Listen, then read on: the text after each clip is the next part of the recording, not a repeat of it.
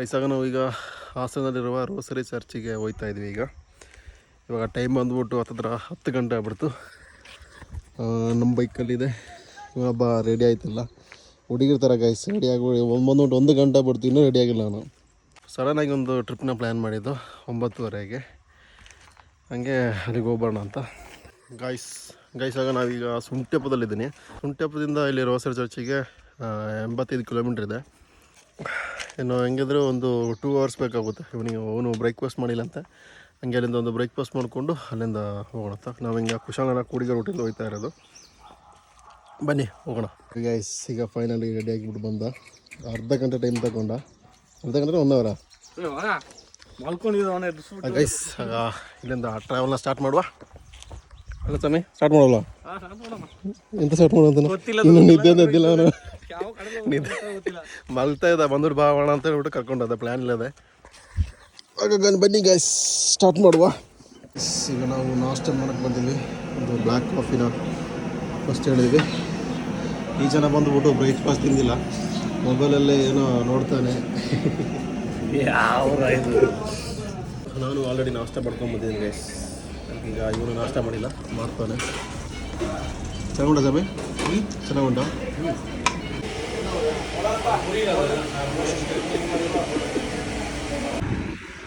ಹಾಗೆ ಗಾಯ್ಸ್ ಈಗ ನಾವು ಹತ್ತತ್ರ ಇನ್ನೊಂದು 20 ಕಿಲೋಮೀಟ್ರ್ ಇದೆ ಚರ್ಚಿಗೆ. ಇಲ್ಲಿ ಯಾವ ನಮ್ಮ ಸಮಯದು ಹಂಗೆ ನಾವೀಗ ಹೇಮಾವತಿ ಡ್ಯಾಮ್ ಹತ್ರ ಬಂದಿದ್ವಿ. ಸುಮಾರು ಜನ ಸ್ನಾನ ಮಾಡ್ತಾರೆ. ಸ್ವಲ್ಪ ರೆಸ್ಟ್ ತಗೊಂಡಂಗೆ ಆಯಿತು. ನಾನ್ ಸ್ಟಾಪ್ ಹಂಗೆ ಬಂದುಬಿಟ್ಟೆ ಗಾಡಿಯಲ್ಲಿ. ಹಾಗೆ ಗಾಯ್ಸ್ ಈಗ ನಾವು ಫೈನಲಿ ಬಂದು ರೀಚ್ ಆಯಿತು. ಅಲ್ಲ ಸ್ವಾಮಿ, ರೋಸರಿ ಚರ್ಚಿಗೆ ಫೈನಲಿ ಬಂದು ರೀಚ್ ಆಯಿತು. ಸ್ವಾಮಿ ಒಂದು ಆಯ್ ಮಾಡೋ, ಬನ್ನಿ ಹೋಗೋಣ ನೋಡೋಣ ಗೈಸ್. ಆಗ ನಾವು ಫಸ್ಟ್ ಟೈಮ್ ಆಗ್ಬಿಟ್ಟು ರೋಸರಿ ಚರ್ಚಿಗೆ ಬಂದಿದ್ವಿ. ಬನ್ನಿ ನೋಡೋಣ. ಏನು ಕಣ ಗುಹೆ, ಬರೀ ಟಿಕೆಟ್ ಮಾಡಿದ್ವಿ ನಾವು. ಚುಚ್ಚಿಬಿಟ್ಟು ಒಳಗೆಲ್ಲ ವ್ಯಾಪಾರ ಮಾಡ್ತವ್ರೆ ಗಾಯ್ಸ್. ವಾ ನೈಸ್.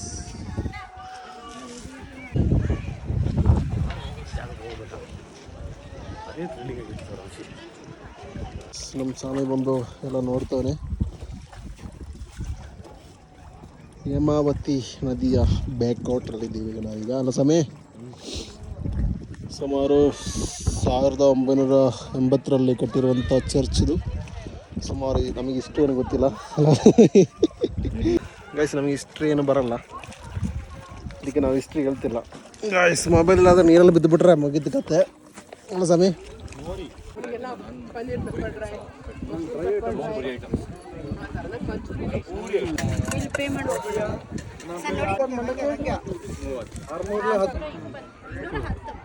ತಿನ್ನು ತಿನ್ನು ತಿನ್ನು. House bro.